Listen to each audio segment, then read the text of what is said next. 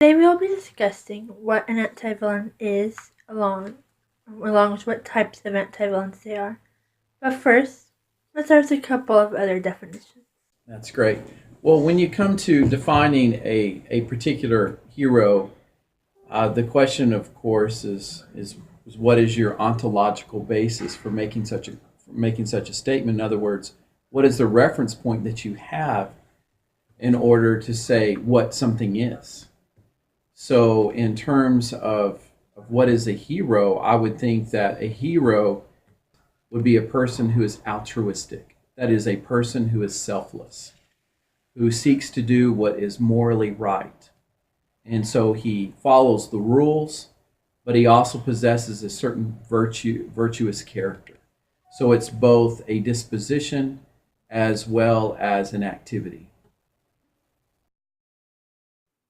An anti-hero is a central character in a story, movie, or drama who lacks the conventional heroic attributes. A hero? Well, an anti hero, well, that is very variable depending upon the type of heroes that you're looking at, right? Or the type of anti heroes that you're looking at. And so it could be a person who is uh, kind of chaotically good, or a person who might choose a particular act of goodness or might choose a particular act of evil. But there's a lot of, and so it could be that a person likes to do certain things that are wrong, but nevertheless, in the end, pursue something that is good. Or maybe some particular crisis will drive that person to join with a hero to pursue an altruistic act. Next is the villain, a cruelly malicious person who is involved in or devoted to wickedness or crime, or a character in a play, novel, or the like who constitutes an important evil agency in the plot. Okay, well, a villain would be a person who participates in that which is evil.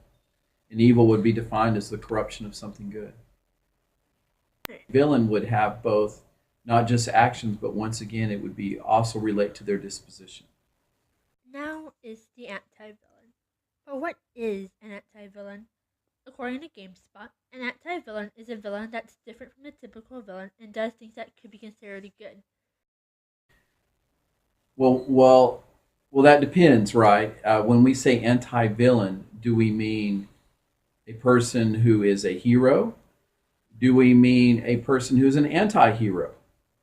And so that would have to depend upon the type of person that we're examining.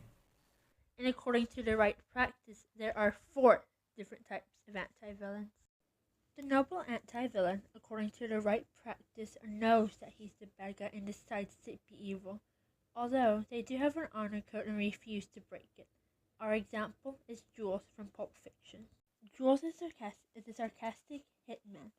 However, after a near-death experience, he begins to question his life, and we see him try to change his life for the better after being held up at a robbery during this. And I am the tyranny of evil men. But I'm trying, Ringo. I'm trying real hard to be the shepherd.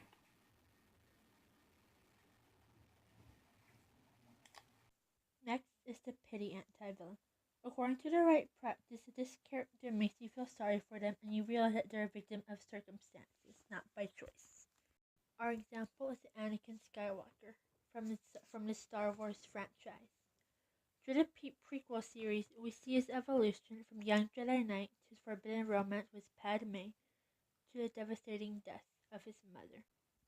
We see him betray the Republic and join Palpatine in the dark side in an attempt to save his loved ones, all ending with him turning into Darth Vader. Next is the well-intentioned anti-villain. This character has their heart in the right place, but they go about the wrong way, often using ruthless and morally questionable actions. Our example is Russell Crowe's Javert from Les Miserables. Almost the entire beginning scene is used to show how far Javert will go for the law, how strict he is, and how ruthless he is. In an interview with Celebs.com, Russell Crowe said, For me, Javert is so much more complex than that the musical on stage allows him to be. So yes, he has the pursuit of Jean Valjean, but it's coming face to face with his own cowardice that really brings Javert to the surface. And finally, number 4, the villain in name only. This character isn't really evil. They just have other reasons for fighting as the protagonist, and they might even be the hero. Our example is none other than Magneto, aka Eric Lancer from the X-Men franchise. He and Charles both strived for mutant equality among humans, but they both had very different ways of getting it done. When Charles used peace, Eric knew the only way was through violence. However, Eric did have many good points in his standing, and it was reasons like that so many mutants jumped between the X-Men and Do you Magneto's think brotherhood. Magneto in this film is a good guy or a bad guy? Well, I think that's irrelevant. I think it's perfect what you just said. I want the audience to go away asking questions and answering their own questions. It's not interesting for me to have a very sort of black and white situation where this is your hero and this is your villain. That just leads to a one-dimensional, two-dimensional character. I much prefer the complexity that is available in the sort of Eric character in this film. And the fact, that a lot of what he says makes sense, and the arguments that he has with Charles come to fruition. So it is that I want the audience to have that debate. That's what I find interesting as an audience member and also as an actor.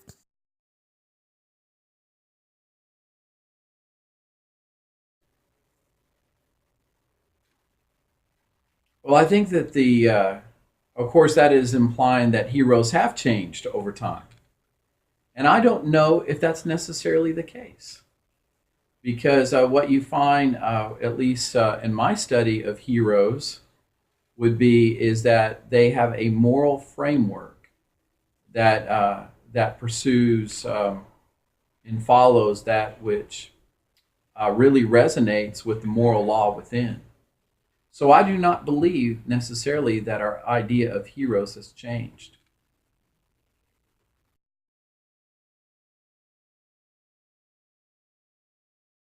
But I would say this, is as Marshall McLuhan once said, we become what we behold. We create the tools and the tools change us. Now, while it is true that media and films can change society and affect society in various ways, influencing them, it is a